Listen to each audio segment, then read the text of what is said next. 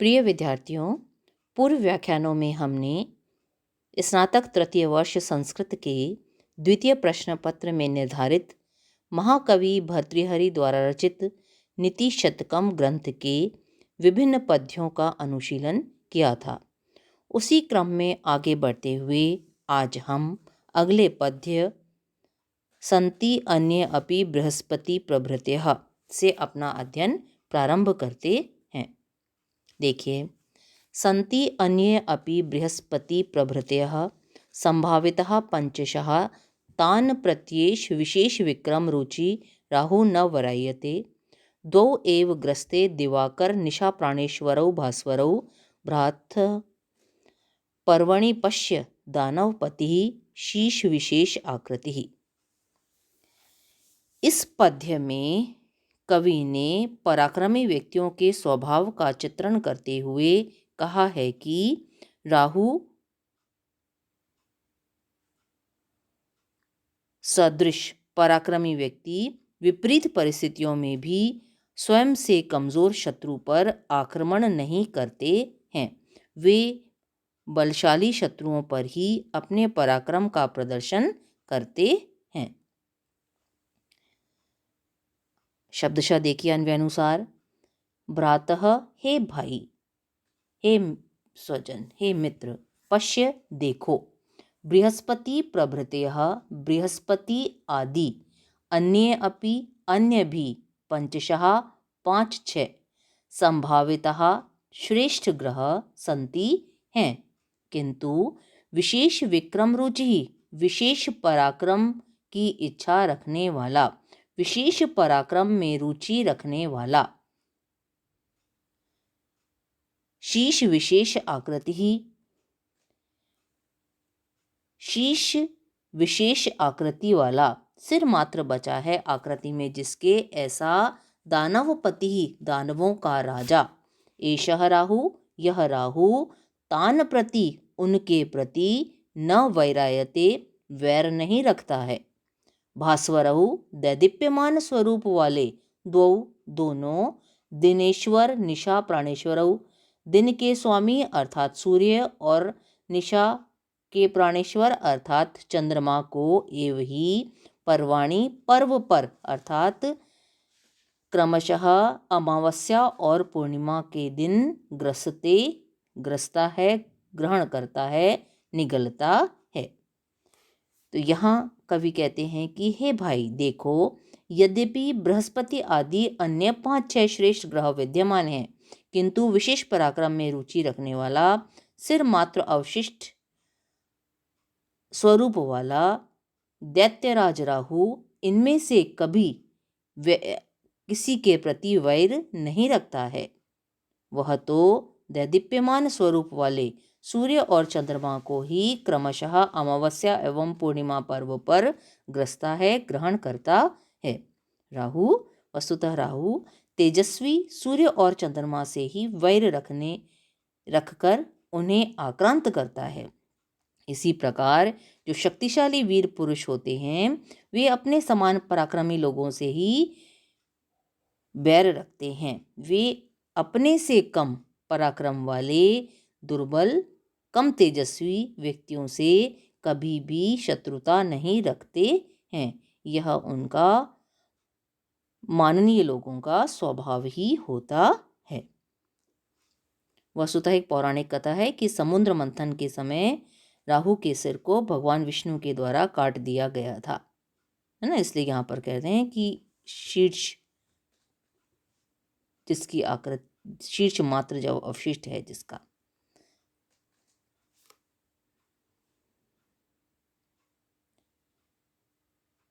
स्पष्ट है। अब अगला देखिए, यत् चेतनः अपि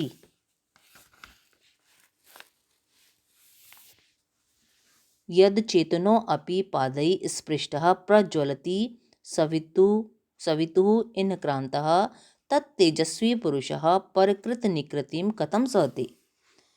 इसमें बताया गया है कि तेजस्वी व्यक्तियों का स्वभाव किस प्रकार का होता है। देखिए, यत जो अचेतनः अपि, अचेतन भी, जड़ भी, इनकांतः सूर्यकांतमणि सवितुः सूर्य की पादई किरणों से स्पृष्टः स्पर्श किए जाने पर, छुए जाने पर प्रज्वलती जल उठता है। तत् तो तेजस्वी, तेजस्वी व्यक्ति परकृत निकृतिम दूसरों के द्वारा किए गए अपमान को कथम कैसे सहते सहन कर सकता है ना। कि जब अचेतन सूर्यकांत मणि भी सूर्य की किरणों का स्पर्श होने पर दैदीप्यमान हो उठता है, जल उठता है, तो चैतन्य तेजस्वी पुरुष दूसरों के द्वारा किए गए अपमान को भला कैसे सहन कर सकते हैं। कवि यहाँ स्पष्ट करते हैं कि बहुत छोटा सा और अचेतन होने पर भी सूर्यकांत मणि पर जब सूर्य की किरणें पड़ती हैं तो वो कल्पना करते हैं कि मानो सूर्य की किरणों के द्वारा उसको अभिभूत किया गया है। ऐसी स्थिति में वह जल उठता है, दैदीप्यमान हो जाता है, उसमें से अग्नि की ज्वालाएं निकलने लगती हैं। तो कहते हैं कि जब अचेतन सूर्यकांत मणि की यह स्थिति है तो फिर सचेतन जो मनस्वी पुरुष हैं वे भला किसी के द्वारा किए गए अपमान को कैसे शांतिपूर्वक सहन कर सकते हैं।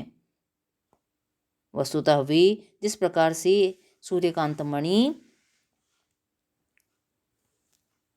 अग्नि की ज्वालाएं निकालते हुए मानो सूर्य की किरणों से सूर्य की किरणों का सामना करने हेतु तत्पर हो जाता है, उसी प्रकार जो मनस्वी व्यक्ति हैं वे अपमानकर्ता का सामना करने के लिए उद्यत हो जाते हैं, तत्पर हो जाते हैं।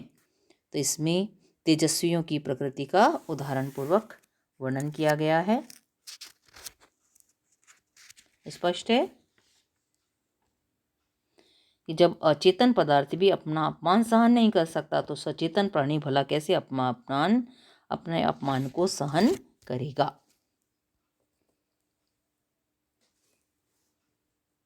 अगला पद्य देखिए।